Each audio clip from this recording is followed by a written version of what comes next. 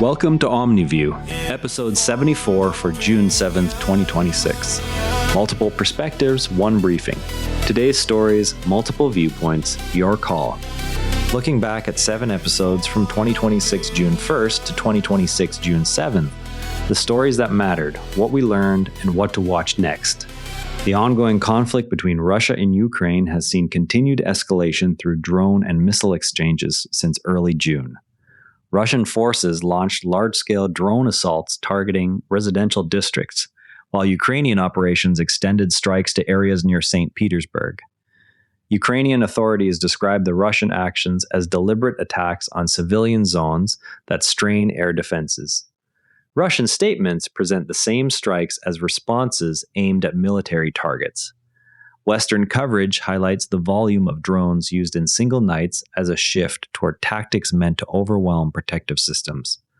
One perspective argues that sustained Ukrainian strikes on Russian territory can compel negotiations by demonstrating credible pressure after earlier restraint coincided with territorial losses. The opposing view warns that hitting major cities risks civilian harm that could solidify domestic support for the war inside Russia and trigger broader retaliation. Both sides have employed long-range systems since 2022, yet the choice of St. Petersburg adds symbolic weight because of its economic role.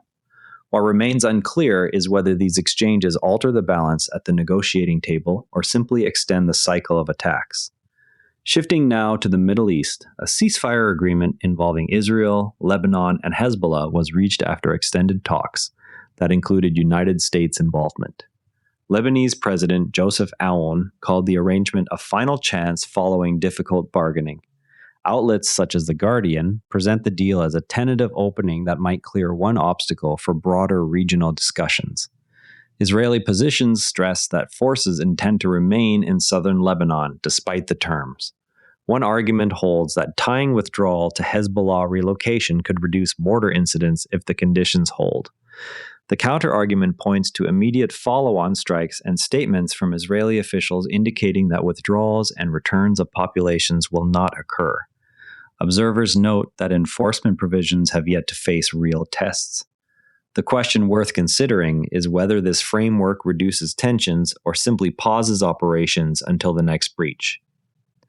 On the trade front, proposals for new tariffs targeting goods linked to forced labor advanced this week, with distinctions drawn between countries that maintain partial or full bans. Supporters maintain that such measures protect compliant domestic industries and workers abroad by penalizing non-compliant supply chains. Critics respond that the duties could raise consumer costs and disrupt trade flows already facing global growth headwinds, especially after prior legal challenges to similar policies. Both sides accept that the measures would touch a broad range of imported products. The difference lies in whether the labor objective outweighs the resulting economic friction. Listeners might ask how verification processes will distinguish between the tariff tiers in practice. Meanwhile, several states filed suit against federal decisions that canceled approved offshore wind projects and ended related lease payments. Outlets including Mother Jones and The Guardian framed the action as an effort to defend state climate targets against sudden policy reversals. Administration statements stress fiscal responsibility and a reassessment of earlier renewable commitments. One position rests on the idea that abrupt cancellations undermine investment certainty and state control over coastal resources after prior federal approvals. The alternative view emphasizes executive authority to review large expenditures and adjust energy direction without permanent lock-in to previous arrangements. Both sides acknowledge that litigation can delay projects while large payouts invite further review. The practical effect for coastal economies involves uncertainty over future lease revenues and project timelines. In the United Kingdom, release of a long-planned defense and security document was postponed once more. Government sources describe the delay as a response to evolving security assessments. Opposition voices question the timing after an earlier postponement last autumn. International observers are monitoring for concrete spending figures rather than statements alone. One perspective ties the need for predictable funding to documented increases in Russian military activity since 2022, and alliance requirements. The opposing stance stresses the value of matching any new commitments to verified threat evaluations to avoid inefficient procurement. European allies are watching the outcome closely for alignment with collective defense expectations. Turning to an earlier legal development, a ruling clarified payment obligations under a bilateral migration agreement after one party ended participation.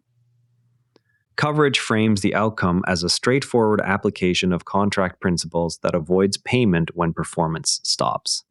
Some observers see the decision as closing a chapter on a contested policy area. Others view it as preserving future flexibility for governments by limiting legacy costs from prior deals. One argument rests on standard contract rules that prevent rewarding incomplete performance. The counterview holds that honoring even unsuccessful pacts supports long-term negotiating credibility, though the specific terms here limited any automatic payout. Courts in similar cases often weigh public interest against state-to-state claims, yet the precedent for future agreements remains open. Across these threads, continuity appears in the way legal, trade, and security decisions continue to intersect with ongoing conflicts and policy reversals. The stakes involve practical consequences for defense budgets, consumer prices, coastal investments, and regional stability that affect daily planning for governments and households alike. Specifics such as the scale of drone swarms, the conditions attached to the Lebanon ceasefire, and the scope of proposed tariffs provide concrete markers for tracking progress. The most consequential development of the week lies in the extension of strikes into Russian population centers, which tests both air defenses and the limits of escalation.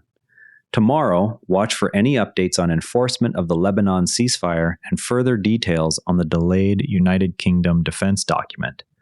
A useful takeaway is to compare primary statements from the involved governments against reporting from multiple outlets before drawing conclusions about intent or impact. That's OmniView. For full source links and more context, check out today's written briefing on the OmniView Summaries page. As always, compare outlets, look for primary documents, and separate what's known from what's assumed. If balanced perspectives are valuable to you, share this with a friend and subscribe wherever you listen. See you tomorrow. And before you go, this show is part of the NARA Network, a family of daily podcasts covering tech, science, markets, and more. If you enjoyed today's episode, give Unintended Consequences a listen. True stories of good intentions that backfired. You can explore the whole lineup at neuronetwork.com. This episode used AI voice synthesis of my voice. Editorial selection and analysis are my own.